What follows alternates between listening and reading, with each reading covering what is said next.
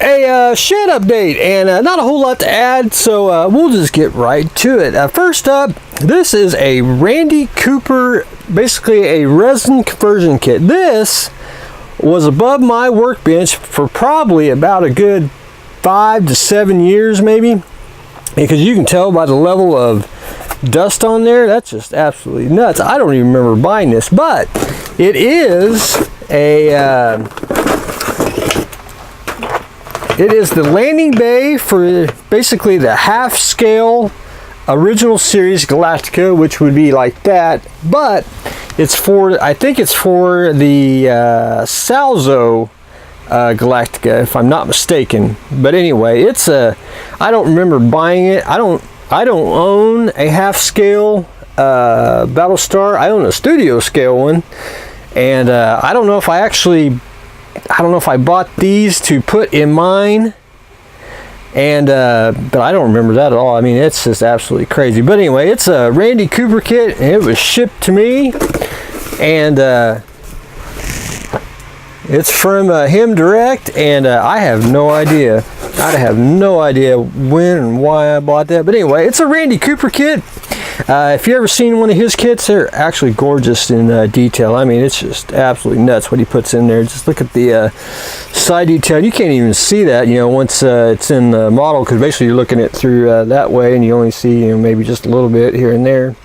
But anyway, gorgeous kit, and that was a treasure trove. I have no idea why I even have this, and who knows. That, you know, that was a surprise. That's nuts. But anyway, I'm gonna have to I gotta clean it off, because man, it's got all over my shirt and everything. And so what I'm gonna have to do is at least get me a label and mark it, and I'll stick that in the Battlestar section. So we're adding a Randy Cooper landing bay, and he may still have these. I have no idea. I haven't checked his site in a long time, and I know he's on Facebook, so he might have them. Who knows? But anyway, adding a Randy Cooper landing bay to the yard. Up next, of course, this is, you know how I like my teddy bears. These were two new out. One's the soda pop blue, and one's the chocolate bar. And you know, I didn't have these, and I already got the whole set over here. And I just restacked them last week. Now I gotta restack them again to fit two more. So that's 1, 2, 3, 4, 5, 6, 7, 8, 9, 10, 11, 12, 13 bears. And that's not even including the bigger bears, which I have them somewhere stashed too. And they got one with the top hat, which I might get. But anyway, these are one of them kits that you know, they're cheap. I think they're actually just odd and cool. And really, you don't have to paint them with the candy bar. You paint them whatever color you want, and just so much you can do customization. I just think these are top notch. And it started with the 4 basic colors, and then I have the so I had to have the whole set, you know, once I started getting them. So anyway, we're adding 2 more bears to the art. Next up, and you probably have to be 18 or over to see this model kit. It's actually, I want to say politically incorrect, maybe. But anyway, I had to have it. Been forewarned if you get triggered easily. But this is from Masterbox, somewhere in Saigon.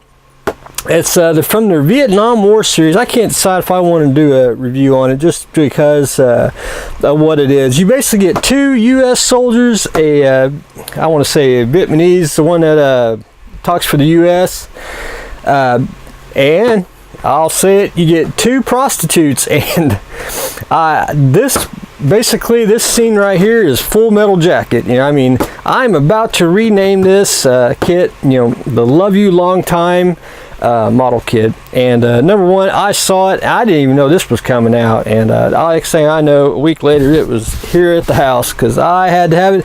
They could have just sold that and I would have bought it.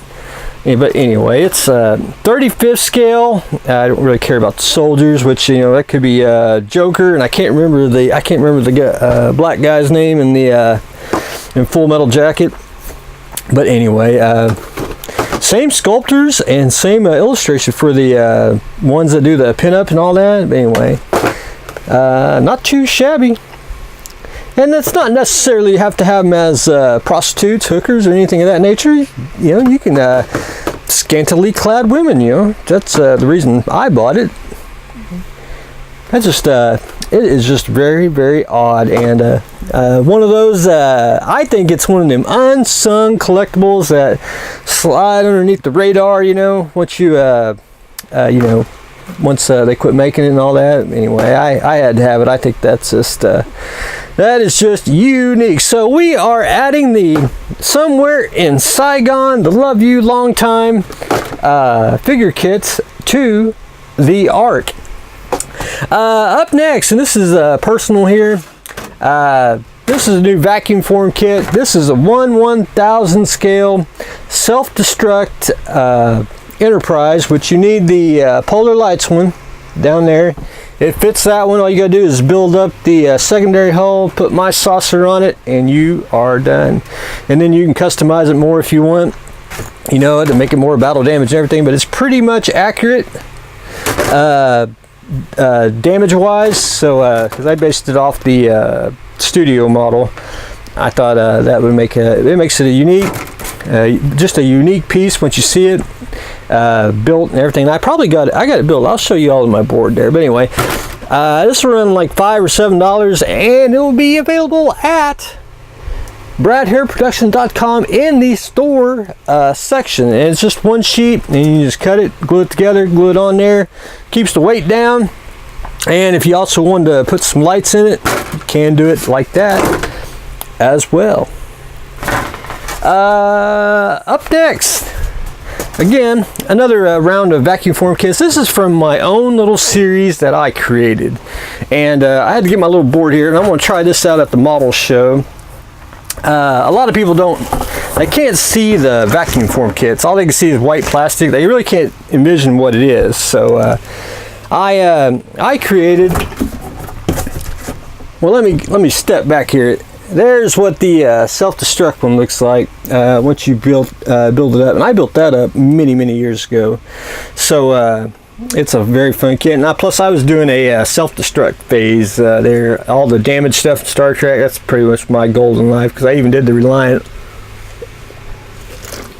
But anyway, the thing I created SF99. That's my little series. That was something that I wanted to create, where I could build what I wanted to, what popped in my head, and it's mostly hover tanks. It's basically kind of a combo of SF3D, and I don't have one, but basically, if I could find it, probably not. There's a company called Junk Tank Rock, and it's kind of a combo of those, and probably a few other little tidbits. But anyway, this kit, I call it the Templar kit, and it's actually a resin kit at one time, and I sold a bunch, but then I just I quit when I switched over to vacuum form. I basically redone the masters so you could do a vacuum form kit, and it's just very simple. I cut it where you could actually I did it where you could cut it out easier, and these are basically kits that you can add and improve on. It's just a base to start off. That's the tank, what it can look like once you get it assembled.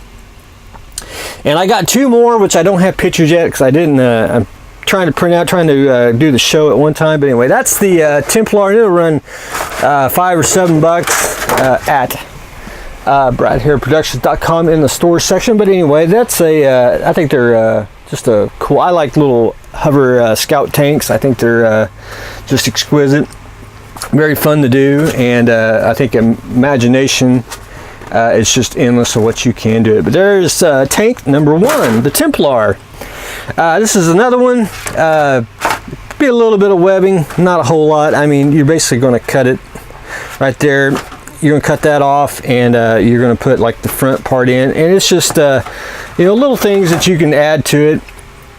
This can be the front. For me, this is the front. To other people, that could be the back. It's just I wanted a series of kits that I could do. That the sky's the limit. You can make this go with Battlestar. You can make this go with Robotech, anything of that nature. But anyway, and I can't remember what name I called this. I think I just don't know. I don't remember. Of course, I printed it and I forgot what I named it. But anyway, that'll come on a single sheet. And all you got to do is, if you want to make a bottom, just cut you out some styrene, glue it on, glue the stuff on, glue on other, like tank parts, from robbing stuff from your kit, accessories and all that, and you have just a cool looking, odd tank. And then of course I didn't print it out again. This is I want to say like a drone. It's kind of on the line, and I can't remember what I based it off of. It's kind of and I probably don't have one. No, I was kind of in between like a Zentradi. There's one like that right there. That one right there. It's kind of a little bit like that, but it's like a little drone. Again, sky's the limit what you can do to it. That's the top. It's got like 2 wings that fit on the side, and you can put antennas and all that stuff. It's just absolutely very cool looking kit. And of course, I love odd science fiction, and that just actually fits the bill. And it gives me a opportunity to build stuff when it's slow, not building for others, and I can build new kits out, new stuff for my line, the SF99, which will fit in with the SF3D junk tank rock type stuff and whatnot. But anyway, that's my board. I'll probably do a video a couple days. This is what I want to take to the shows. I'll try to explain more of that once we get to that point. But anyway, I want to do a quick update. That's the board, which we're not going to add that to that goes with the show totes. But anyway, we're adding I ain't at it. Well, who knows? These are for sale. These are the SF99 kits, which are for sale. The 1000 vacuum form saucer conversion, which is be for sale at BradHairProductions.com in the store section. But we are adding somewhere in Saigon, love you long time figure kits, adding some bears, and we're adding the Randy Cooper landing bay to the art. So that's what I've got going on today, so stay tuned for the next exciting episode.